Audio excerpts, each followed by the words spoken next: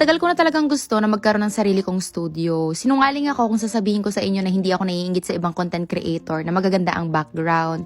Kasi syempre gusto ko din mag-film ng mga outfit ko, mag-unboxing, ganyan. Pero dahil nga walang space, tsaka malit lang yung kwarto namin, hindi ko magawa. Nung inayos namin yung living room, doon na ako nag-start na mag-film. Tapos one day sinabi ni Josawa ko na ililipat na daw niya yung office niya sa baba para ito na lang yung maging studio ko. Eh di tuwang-tuwa naman ako. Hindi ko kasi talaga binibring up sa Josawa ko na akin na lang tong isang kwarto kasi nahihiya talaga ako. Isang reklamo mo lang sa kanya, talagang gagawin niya ng paraan. Eh alam ko naman pagod na pagod siya, kaya hindi ko na talaga inabala. Pero yun, dahil nga yung Josawa ko, gusto niya lagi akong masaya, kaya ayan, tinulungan niya ako magpintura. Ako yung nagpintura ng dalawang walls, gusto ko ng gray and white. Yun talaga yung gusto ko. Ito nga pala yung view sa labas ng bahay namin. Tapos, inaayos niya lang, kumaga tina-touch up niya.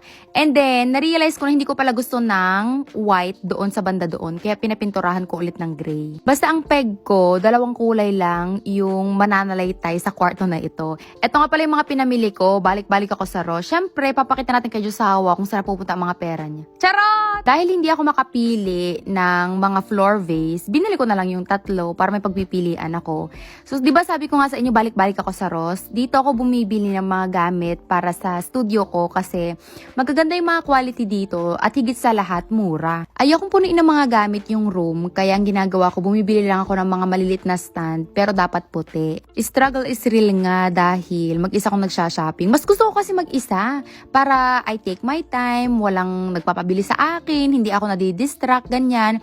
So, bumili din pala ako ng carpet na dark gray. Nag-order ako sa Amazon ng silver, pero ang tagal dumating. Gagal ako. Pag may gusto ko, kailangan matupad na, kailangan maisa katuparan ko na talaga. Hindi ako makapaghintay. Yun yung something na I think is masamang ugali ko or toxic na ugali ko. Parang ganun. Ayun na nga, hirap na hirap akong pagkasyahin yung carpet dyan sa cart. Pero nagawa naman ng paraan. Ayun yung mga pinamili ko. So yan, nabili ko sa Ross. Tapos, si Josawa ko naman pinipinturahan niya ng gray yung aking closet. Kasi nga, ayoko pala ng puti. Ilinis-linis ko lang and super excited ako na ilagay na tong carpet. Kahit na napinturahan na yung closet ko ng gray sa taas, hindi pa rin ako happy. Kaya bumili ako ng flower sticker sa Amazon. Nung dumating siya, medyo hirap na hirap ako na ilagay kasi nga, hindi ko alam, hindi ako nakakaintindi minsan. Pero ayun, na-figure out ko naman siya and gustong-gusto ko naman yung kinalabasan niya. Nag-order nga din pala ako ng shoe organizer sa Amazon. And of course, bago ko siya i-install, maglalaro muna ako ng bubble wrap. Yun nga palang binili ko ay madali lang i-install. Siguro mga 10 minutes tapos ka na. Ito yung kinalabasan. Actually, 9 yan yung tatlo binigay ko kay Sab. Ito talaga yung pinakahihintay ko sa lahat. Matagal ko ng pangarap na bumili ng ganito kalaking salamin. Pero hindi ko lang magawa kasi nga, namamahalan ako and wala din naman space na paglalagyan. Pero ngayon, ayan, naisakatuparan ko ng aking pangarap. Gusto ko talaga film or video yung aking mga OOTD. Pero dahil sa salamin ko na lumang-luma, ewan ko kung masisilip nyo mamaya, hindi ko siya magawa. Ayun yung old mirror ko. Ito yung itsura ng kwarto ngayon, ay yung mga sapatos ko, yung mga nakabox, yung mga pangkulot ko, ganyan. Yun naman mga naka-plastic is yung mga gamit ko na ipapadala ko sa Pilipinas para hindi ko na ilagay sa maleta. Nga palang pampas na puti, nabili ko din sa Amazon. Tapos, ayan, ina-assemble ko na yung aking vanity mirror na siguro mga 6 na oras, hindi naman 6, siguro mga 5 hours mahigit kong inassemble. Hirap na hirap ako. At saka, nung una, parang gusto ko nang mag-give up. Tsaka hindi rin ako humingi ng tulong sa Josawa ko kasi ayoko ng, paano ko ba i-explain?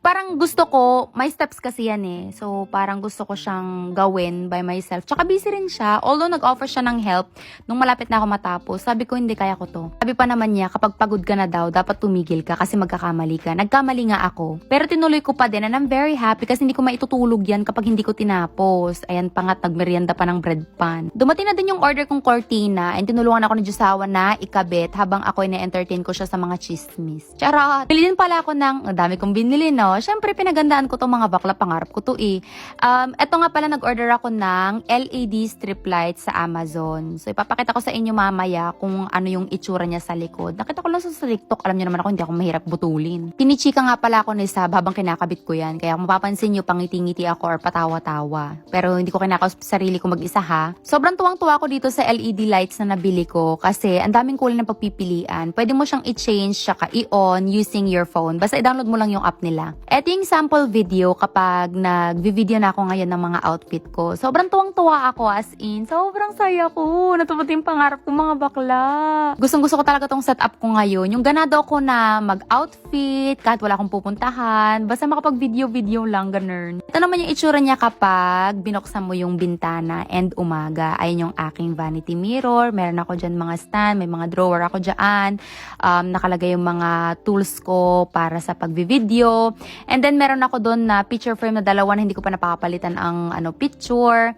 And then, ayan lang. Ayoko nang masyadong gamit-gamit. Parang, hindi ko alam, parang ang sakit sa mata ko pag madami. So, ganyan ang gusto ko. And then, sa drawer na to nakalagay yung mga camera ko, yung mga gamit ko pang vlogs. Sa drawer naman na to ay yung mga contact lens na nabili ko. Hindi ko pa nilalagay lahat ng gamit dito. Yung isa kong vanity mirror na dati, na luma, hindi ko pa na-transfer lahat. Parang wala akong time masyado. Ayan yung view sa labas ulit, yung aming shed. Ayan naman yung kurtina na hindi pa nalalabhan, sinabit agad. So, eto yung view kapag pumasok ka ng kwarto. Malit lang yung kwarto pero para sa akin sobrang laking bagay na. And then, eto yung closet ko. Eto yung laman, wala pang masyadong damit. Ayun lang, sana nag-enjoy kayo. Bye!